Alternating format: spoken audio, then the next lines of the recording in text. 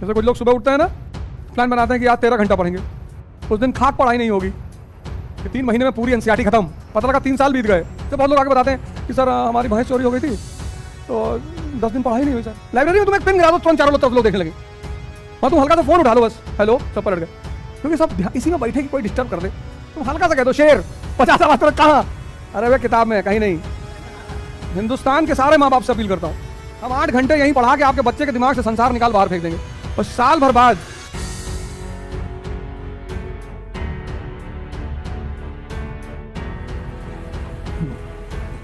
जय हिंद फ्रेंड्स।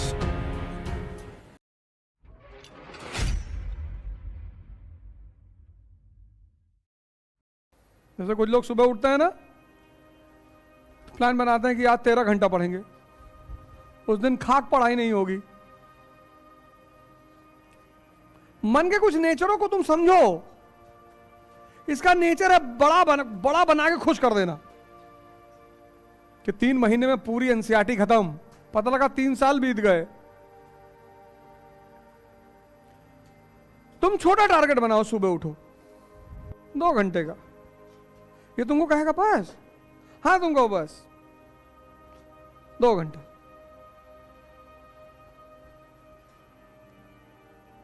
मन की उत्तेजना को समझो, मन की बेवकूफ बनाने की प्रवृत्ति को समझो, ये सब समझना ही ध्यान है।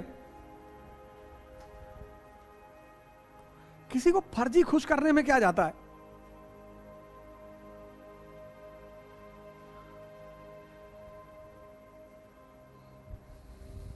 किसी को फर्जी खुश करने में कुछ जाता है? खुश कर दो, और ये जानता है कि बेटा कह तो देंगे, करने नहीं देंगे।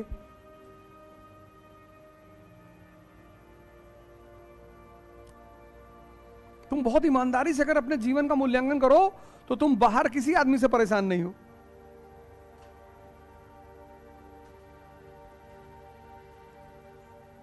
तुम चूंकि अपना काम नहीं कर पा रहे हो, तब तुम्हें क्या होता है, झुंझलाहट में दूसरे में कमी दिखाई पड़ती है। तुम कंपनी गार्डन एक राउंड मारो चिल्लाते हुए, कोई तुमसे आगे नहीं कहेगा भैया डिस्टर्ब हो रहा है, क्योंकि सब डूबे हुए हैं।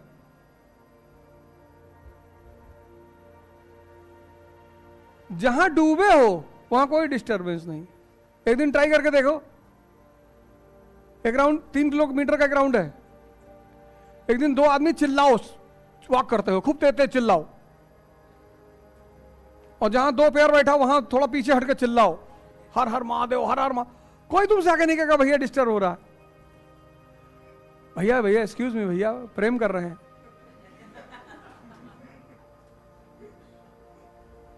लेकिन जहां पढ़ाई आदमी कर रहा होगा वहां तुरंत निकल के आएगा कि यार दीवार पे सुबह से इसे पता नहीं क्या क्या रगड़ रहे हो,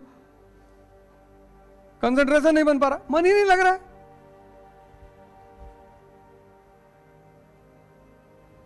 बियर बार में कितना म्यूजिक बजती है, कोई कभी कहा डिस्टर्ब हो रहा है?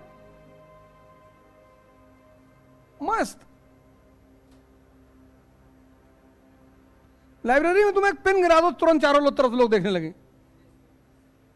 वहां तुम हल्का सा फोन उठा लो, बस हेलो, सब पलट गए, क्योंकि सब इसी में बैठे कि कोई डिस्टर्ब कर दे।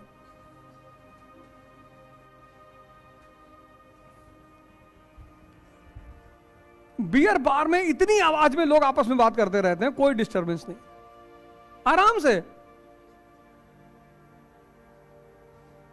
और लाइब्रेरी में सब बैठे हैं, सोच रहे कोई कर दे तो बहाना मिल जाए बस कि ना पढ़े।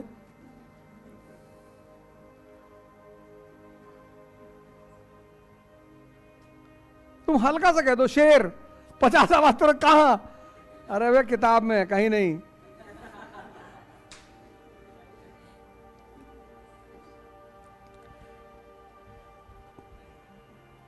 ये सब इसके बड़े प्यारे फीचर हैं।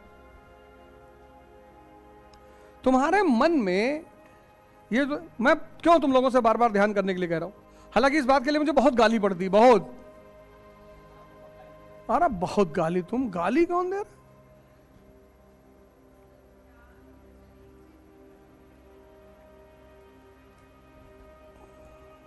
वो गाने वाला भजन कह रही हो?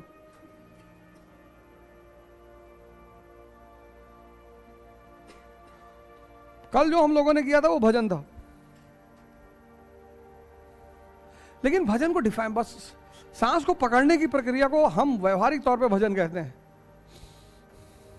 क्योंकि जो भी सांस पकड़ेगा उसके विचार बंद हो जाएंगे।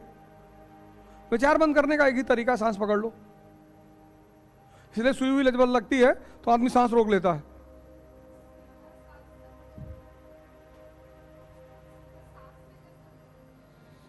भजन का मतलब क्या? भजन का मतलब क्या? परमात्मा की तरफ बढ़ना। तो कहीं से तो शुरुआत करोगी, तो पहले वहीं से शुरू करोगी, पहले तो माला पकड़ोगी, लेकिन इतना टाइम कहां है। पहले मन को तोड़ोगी। ये जो माला पकड़ाया जाता है लोगों को, ये किस लिए पकड़ाया जाता है? मन को तोड़ने के लिए। जब तुमने माला लिया और मंत्र पढ़ना शुरू किया, तो उस मंत्र से क्या होगा? ये जो इसकी बड़बड़ाहट है, ये आधे घंटे के लिए शांत हो जाएगी। लेकिन उतना कौन दूर जाए अभी तुम पहले स्टेज में सांस ही पकड़ो, वही बहुत है। जब क्वालिफाई कर लेना तब चारों स्टेज में जाना।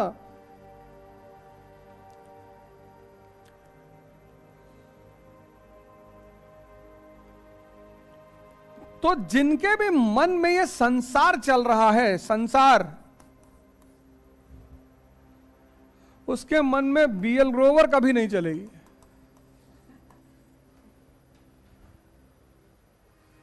इसीलिए शिक्षा सबके लिए नहीं थी।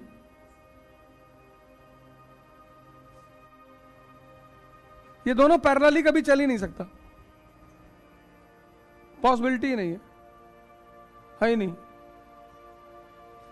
इसीलिए द्विज का प्रोग्राम मैंने चलाया कि तुम्हारा संसार बाहर कर दें।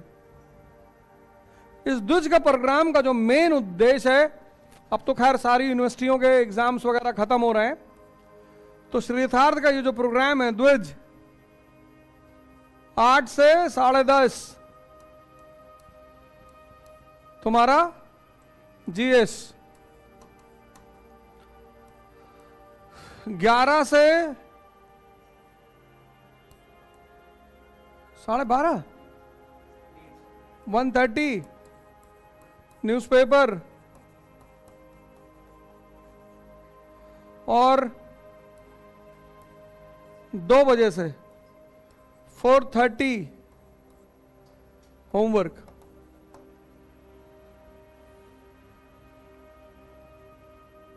टोटल होगा 7.5 घंटा, 7.5 आवर्स, 1 घंटा रेस्ट। तो टोटल 8.5 घंटे आप कोचिंग में रहेंगे, 8 आवर्स। न्यूज़पेपर आपके लिए कोई चुनौती नहीं है कि आपको घर पे पढ़ना है, हम यहीं कराएंगे। और जो आप दिन भर पढ़ेंगे उसको आप यहां पे होमवर्क के तौर पे करेंगे। मैंने बता दिया उसमें क्या करना है, अब कोई डाउट नहीं होना चाहिए। फिर दूसरे दिन उस पर हम क्वेश्चन देंगे मेंस का। अभी तक ये नहीं चल पा रहा था, नहीं, अभी तक वो समझ ही नहीं पाए शायद ये लोग। मैं जो चाह रहा था वो ये लोग समझ नहीं पा रहे थे। बिना हजम कराए आंसर कैसे लिखाओगे? अब तुम वो कॉन्फिडेंस देखो। ये है द्विज का प्रोग्राम कि हम आपके बच्चे को संसार छूने ही नहीं देंगे, या तो वो भाग जाएगा। कौन बैठेगा 8 घंटा?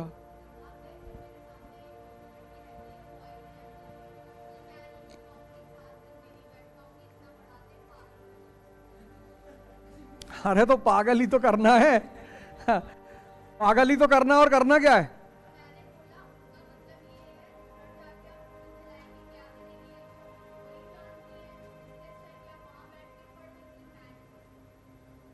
हाँ, तो कोई भंडारा हो रहा है जो सबको बुलाया जा रहा है? भंडारा तो हो नहीं रहा कि सबको न्योता दिया जा रहा, आओ आओ भैया, आओ आओ आओ।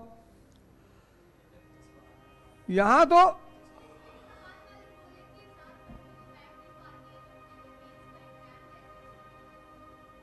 नहीं, वो शायद समझ नहीं पाई होगी, उसको नहीं समझ। कभी कभी आदमी क्या होता है ना कि देखो तुम्हारी कंडीशंस ढोलपुर हाउस कभी नहीं मानेगा। से बहुत लोग आके बताते हैं कि सर हमारी भैंस चोरी हो गई थी, तो 10 दिन पढ़ाई नहीं हुई सर। तो ये बात मैं तो सुन लूंगा। ढोलपुर हाउस 10 लाख लोग एग्जाम देते हैं, उसमें हर आदमी की एक कहानी है। उस एक कहानी में से 1000 लड़का फाइनली सिलेक्शन ले रहा है ना। पिछले साल एक लड़की डीएसपी हुई, मैं कोशिश करूंगा उसको यहां लाने की।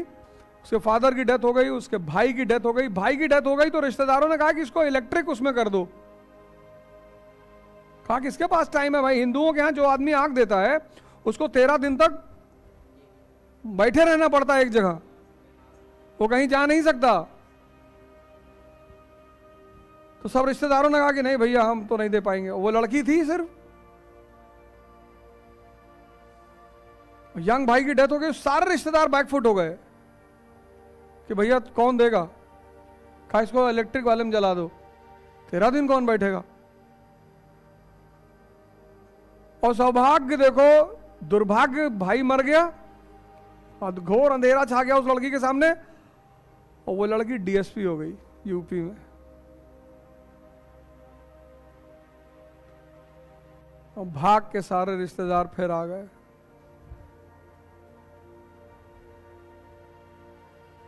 तुम किसी को मत बताओ कि तुम तैयारी कर रहे हो, हिंदू बताएगा ना, द हिंदू। तुम किसी को मत दिखाओ कि तुम सीरियस हो तैयारी करने में। विश्वामित्र को जो मजा है भंग करने में,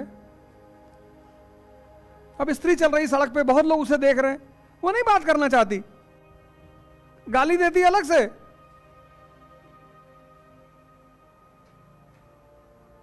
उस स्त्री को मजा किसमें है? विश्वामित्र की तपस्या भंग करने में।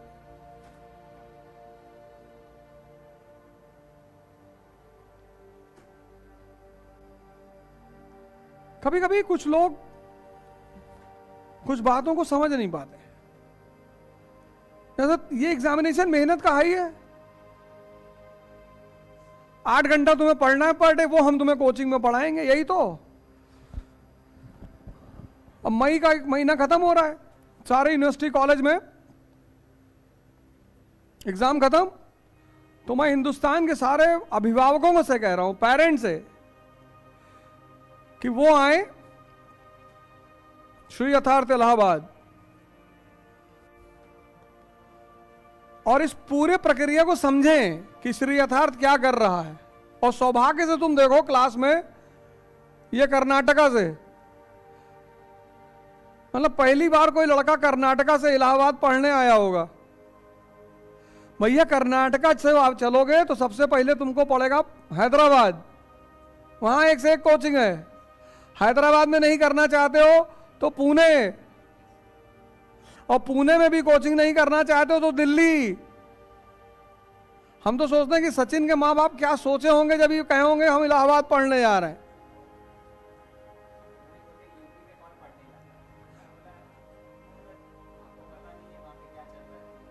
सोचो इनके पेरेंट्स ने इनसे कहा कि यूपी में कौन पढ़ने आता है।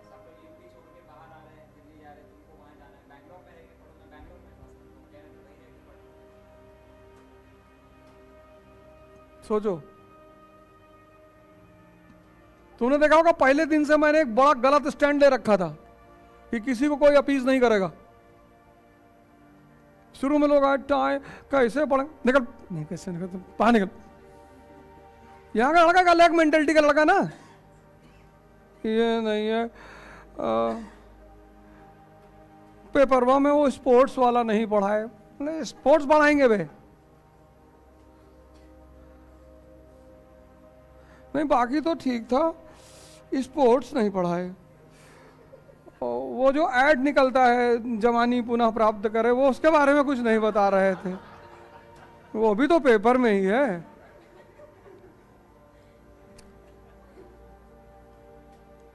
तो मुझे सिर्फ इस बात का वो था कि अगर 5 लड़के भी मिल जाएंगे तो काम करेंगे। पूरा टारगेट लेके चले थे कि 5 आदमी मिल जाए बस। भैया महीने का 10 दिन मैं इलाहाबाद में हूं,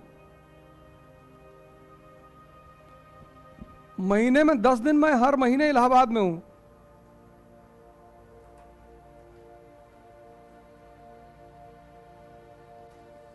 ये मोनिका गुड़गांव में रहती हैं, 25 किलोमीटर है दिल्ली वहां से। इनके पापा आए थे कल, वो भी देखने आए थे कि क्या है यार यहाँ पे, क्या बिटिया हमारी दिल्ली नहीं जा रही है। अब ये सोचो, इस भरोसे को क्या कहोगे तुम, कितनी लाइबिलिटी बढ़ती जा रही है। मतलब वहां ये मेट्रो में बैठेगी करोल बाग, मतलब राजू चौक से करोल बाग, और लाइन से कोचिंग है।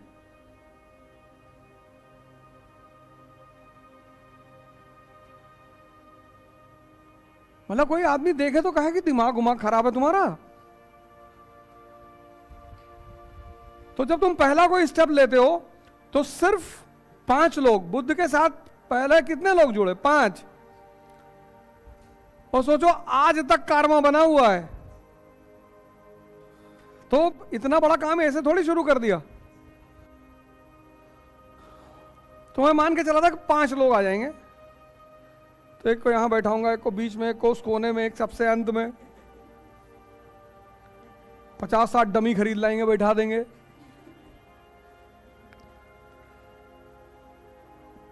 जब किस बात का भाई, किस बात का डर है, जब मुझे पता है मेरा प्रोग्राम क्या है, और आज तक हिंदुस्तान में किसी ने नहीं किया।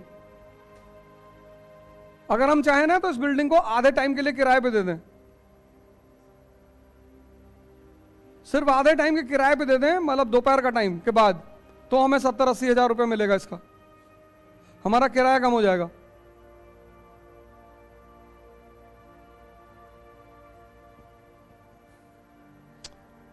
अभी हमारे एक दोस्त हैं यहाँ, लॉयर हैं, कहीं ना फीस उस कम करो तो लड़का भेजी।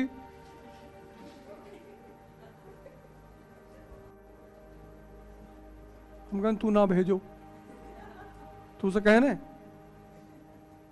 हाँ ही 1 लाख रुपया बहुत है, हाँ तो तू दिल्ली भेजो ना, तुम दिल्ली भेजो, 2 लाख रुपया लेंगे 2.5 घंटे पढ़ाने का। फिर 1 साल बाद वो लड़का आके तुमसे कहेगा कि इन्वायरमेंट की क्लास ही नहीं हुई, पढ़ा दिए तुमको पता नहीं चला। क्लास तो वहां सारी होती है, ऐसा थोड़ा नहीं होती है, तुमको पता ही नहीं चला। ज्योग्राफी की क्लास थी कि इन्वायरमेंट की थी, जब खत्म हो गया तब तुमको पता चला। पूरे हिंदुस्तान में सिर्फ एक आदमी है जो नहीं पढ़ाता, उसका नाम है अवध ओझा, बाकी सब टीचर पढ़ाते हैं। बाकी ऐसा कोई टीचर ही नहीं जो ना पढ़ाता हो। सोचो ना पढ़ाने की वजह से हिंदू के फ्रंट पेज पे नाम आ रहा है कि यार कितना स्पेशल आदमी है यार। तो बड़ा बड़ा टीचर नाराज हैं कि हम नहीं पढ़ाते। नहीं सर, आप ज्यादा पढ़ाते।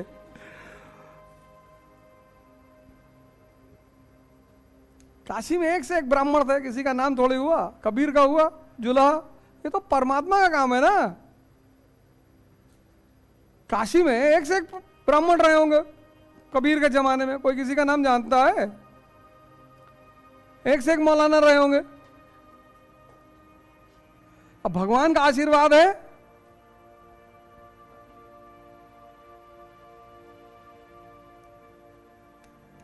तो ये प्रोग्राम जो है 8:30, मैं हिंदुस्तान के सारे माँ बाप से अपील करता हूं, तमिलनाडु छोड़ के। तमिलनाडु इसलिए क्योंकि भाई वहां का लड़का बाइलिंगुअल नहीं पढ़ पाएगा। तो जितने भी लोग बाइलिंगुअल पढ़ सकते हैं, मैं सब माँ बाप से कहूंगा कि आप आएं और इस प्रोग्राम को देखें। हम 8 घंटे यहीं पढ़ा के आपके बच्चे के दिमाग से संसार निकाल बाहर फेंक देंगे। और साल भर बाद सोचो, तुमको अगर 4 दिन में डिफरेंस नजर आ गया तो तुम सोचो जब वो 1 महीना बीतेगा, 2 महीना, 3 महीना, 4 महीना, उसके बाद तुम सोचो, मतलब 1 महीने बाद तुम इस स्थिति में होगे कि तुम, ये अंदर फीलिंग ही तो होनी चाहिए, ये हो जाएगा।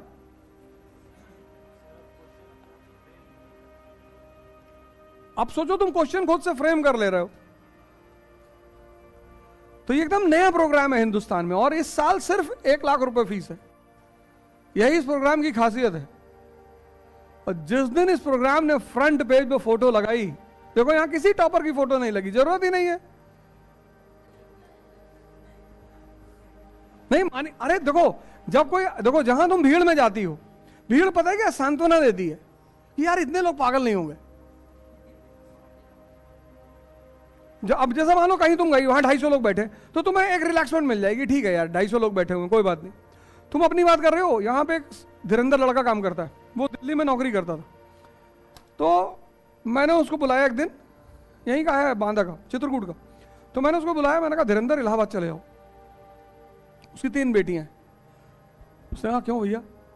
मैंने कहा चले आओ, कोचिंग खुल रही है और वहाँ पे तुम्हारा रहना जरूरी है, क्योंकि तुम 15 साल से कोचिंग फील्ड में काम कर रहे हो, तो तुम्हें इस कोचिंग व्यवस्था के बारे में सब कुछ पता है, तो तुम चले आओ। कहा ठीक है भैया। वो बंदा वहां से चला आया। जब वो यहां आया तो कोई कोचिंग थी ही नहीं, तो फोन किया हमको शाम को, कहा भैया कोचिंग कहाँ है? हम कहा अभी प्लान चल रहा है। कहा यार, अरे मैंने कहा तुम्हारी सैलरी तुम्हारे अकाउंट में पहुंची। कहा भैया सैलरी की बात नहीं है, खुलेगी। भाई आप जहां 15 साल से काम कर रहे हैं, आप वहां छोड़कर आ रहे हैं। वो बंदा 6 महीना यहां रहा, सोचो उसने कितना बड़ा रिस्क मेरे ऊपर लिया। धीरेन्द्र मिश्रा जो लड़का है, अभी हमसे कह रहा था, एक दिन कह रहा था, जब सर सब बनने लगा तब हमको लगा कि यार कुछ होने तो जा रहा, लेकिन उसको मेरे ऊपर इतना वो था कि अगर कहा आप रहेंगे, हमने कहा हम रहेंगे, मतलब हमारी कोचिंग है, हम ही करने जा रहे हैं इस प्रोग्राम को। और आदेश किसका था? बाबूजी का, श्रीकांत यादव जी का। उन्होंने एक दिन बुलाया हमको, कहा ऐसा करो एक कोचिंग इलाहाबाद में डाल दो। ना बाबूजी डाल देंगे, लेकिन इस पूरे प्रोग्राम को रन करने के लिए मेरा ब्लूप्रिंट मुझे तैयार हो गया था। मैं देख रहा था कि डिसिप्लिन इस एग्जामिनेशन की आवश्यकता है। तुम बाहर से 95% लोग नहीं रख पाएंगे। तो 8 घंटा जो तुम यहां बैठोगे, तुम्हारा सिलेबस खत्म होगा, कंसोलिडेशन होगा, न्यूज़पेपर होगा। मतलब घर तुम जाओ सोने के लिए, गए सो गए, यहां से गए 7-8 बजे तक खाना वाना खा के सो गए, फिर रात में 2 बजे उठे, या यहां से तुम निकलो तो जिम चले आओ, यहां से निकलो कंपनी गार्डन चले आओ, थोड़ा वॉक कर लो, बैठे ही तो रहते हो दिन भर। और फिर तुम अगर 8 बजे भी सोते हो, शाम को फोन स्विच ऑफ करके, और फोन छोड़ दो धीरे धीरे, हाँ छोड़ दो। नहीं, तुम अपने पढ़ने के लिए रखो, उसके लिए रखो, कोशिश करो क्लास में मत रखो, पढ़ते वक्त मत रखो।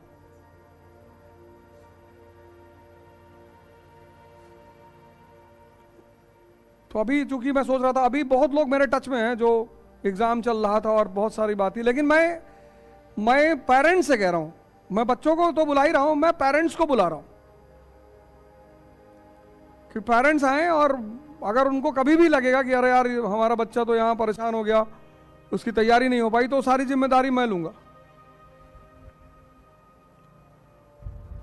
और 28 मई तक एग्जाम है, तो तब तक थोड़ा सा ड्राई सीजन तो रहेगा ही, वो तो चलेगा, लेकिन जून से एकदम पूरा वॉर लेवल पे काम होगा।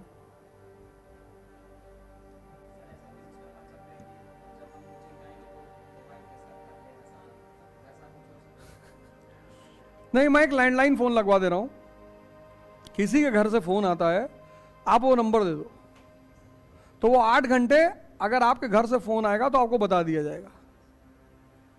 एक आदमी यहाँ पे 2-3-4 लोग ही हैं, तो वो तुमको आके बता देंगे साहब तुम्हारे घर से फोन है, पापा का फोन है। उस समय जब तक तुम क्लास में हो तो तुम अपने अपने मोबाइल बंद करके रख दो, बाकी तुम्हारा किसी भी आदमी का फोन आएगा विशेषकर, तो तुमको तुरंत सूचित कर दिया जाएगा कि साहब तुम्हारा फोन आया, बात कर। बाकी क्लास के वक्त मत रखो, नुकसान करेगा। चलो फिर कल मिलते हैं। जय फ्रेंड्स, श्री यथार्थ IAS प्रयागराज। भारत में पहली बार सिविल सेवा के प्रतिस्पर्धियों के लिए एकदम नया प्रोग्राम द्विज अवध ओझा के निर्देशन में 7.5 घंटे की क्लास पर डे। पहला 2.5 घंटा आप GS पढ़िए, दूसरा 2.5 घंटा आप न्यूज़पेपर तैयार करिए हमारे साथ क्लास में, और तीसरा 2.5 घंटा आपने आज जो पढ़ा है उसको कंसोलिडेट करिए, होमवर्क करिए। पूरे 8 घंटे आपको अपने संरक्षण में रखेंगे। भारत के सभी प्रतिस्पर्धी जो अपनी तैयारी को लेकर भयभीत हैं, डरे हुए हैं, मैं उन सबको प्रयागराज श्री यथार्थ में आमंत्रित कर रहा हूं। जय हिंद।